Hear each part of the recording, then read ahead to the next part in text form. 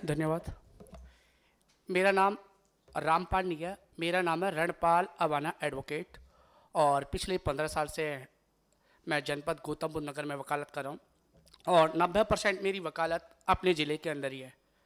जो मेरा टॉपिक है वो क्लियर है।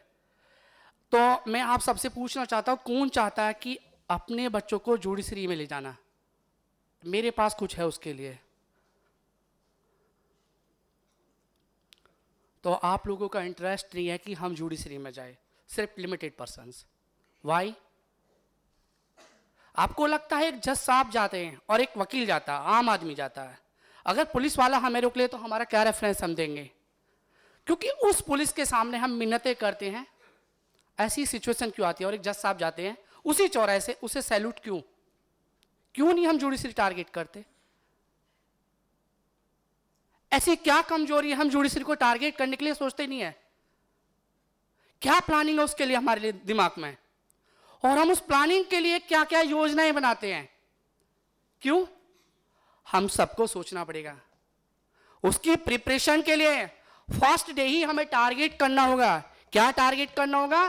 क्योंकि हम हिंदी मीडियम स्कूलों में पढ़े हुए हैं तो हम तो जज नहीं बनेंगे, लेकिन हमारे बच्चे, जो हमारा भविष्य है, वो इंग्लिश मीडियम स्कूलों में पढ़ते हैं। और एक जो सब्जेक्ट होता है आपका, जो ट्रांसलेट का होता है, प्रेसिस का होता है, वो सिर्फ इंग्लिश का होता है, इंग्लिश सब्जेक्ट का, और जो 100 मार्क्स का होता है। क्यों हम तैयारी नहीं करा सकते अपने बच्चों को?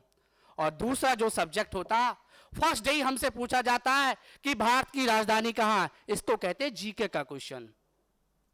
तो आपको फर्स्ट डे से ही पता है कि जनरल नॉलेज का भी एक पेपर होता है और उसकी प्रिपरेशन हम कैसे अपने बच्चे को कराएं।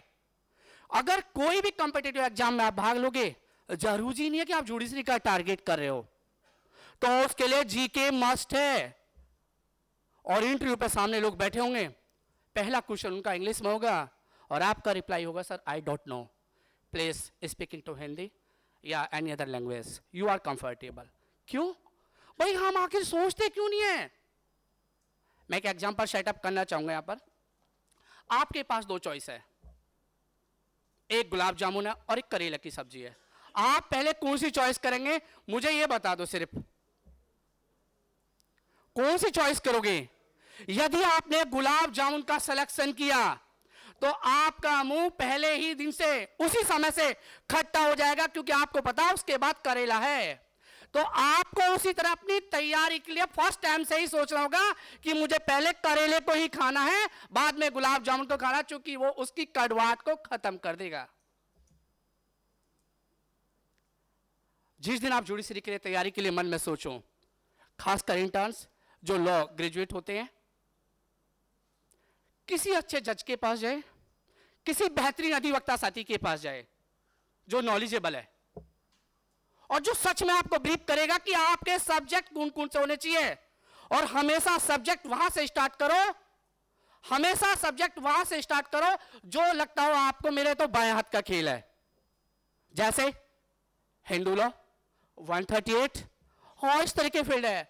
अभी पुराने लॉ में हम आईपीसी की बात करते थे, लेकिन अभी यूपीएच, जैसे मैं स्पेशली फॉर मैं यूपी की बात कर रहा हूं और कुछ स्टेटों में भी लागू हो गया ये बीएनएस, ये सब चीजें भी लागू कर दिया है। लगभग 65 सब्जेक्ट आपको पढ़ना, जब तक आप उसका टाइम मैनेजमेंट फिक्स नहीं कर लोगे कि पर डे मुझे 2 घंटा, 3 घंटा, 4 घंटा पढ़ना होगा। मैं आपसे पूछता हूं कि कौन चाहता है कि 5 लाख दे और मैं उसके बच्चे को जज बना दूं? मैं 5 लाख में 100% जज बना दूंगा, मेरी अच्छी सेटिंग है। कौन चाहता है भाई? आखिर क्यों? 5 लाख का मतलब है कि आप 3 साल के लिए इन्वेस्टमेंट कर रहे हो सिर्फ, और 1 या 2 अच्छे कोचिंग सेंटर उसको आप सेलेक्ट करके दे रहे हो, और वो अच्छा कोचिंग सेंटर आपको जुडिशरी में यदि क्रैक नहीं बना करा पाया तो आपको एक बेहतरीन अधिवक्ता जरूर बना देगा। क्योंकि जज साहब कहते हो, सुप्रीम कोर्ट का जजमेंट भी है कि मैं तो ब्लैक बोर्ड हूं और मेरे ब्लैक बोर्ड पे आप जो बताओगे ना वकील साहब, उसी के हिसाब से मैं जजमेंट करूंगा। और उस जजमेंट में भी लिखते हैं कि विद्वान अधिवक्ता साथी ने कहा कि मुझे इस जजमेंट के तहत, इस एविडेंस के तहत जब आपको फर्स्ट डे ही उन्होंने विद्वान मान लिया, तो हम क्यों ना मान के चले कि हम विद्वान हैं?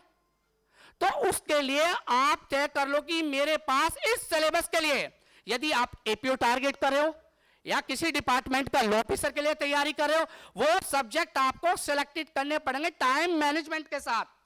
यदि आपने ऐसा नहीं किया तो मुश्किल है। क्यों भी क्यों मुश्किल है? किन किन लोगों ने यहां पर सांप सीढ़ी का खेल खेला, बताओगे मुझे कृपया? सांप सीढ़ी का खेल का मतलब होता है कि आप नीचे से चलते हो, लास्ट में किस पायदान पे जाके आपको वो सांप डस लेता है और आप जीरो पा जाते हो, एक पे। इसका मतलब साफ साफ है कि यदि आपकी प्रिपरेशन विद टाइम मैनेजमेंट और अकॉर्डिंग टू योर सब्जेक्ट जो आपने स्टैंडर्ड तय किया बिल्कुल सही नहीं है, तो आप सांप सीढ़ी की तरह गिर जाओगे। और उसके लिए आपको लगातार मोटिवेशनल स्पीच होती है ना, उनको फॉलो करना पड़ेगा। और मोटिवेशनल जो स्पीच होती है ना, वो लिमिटेड टाइम काम आती है, 7 दिन 4 दिन, जो रोंगटे खड़ी कर देते हैं। हाँ, मुझे जज बनना होगा, साहब ने ऐसे मुझसे बोला।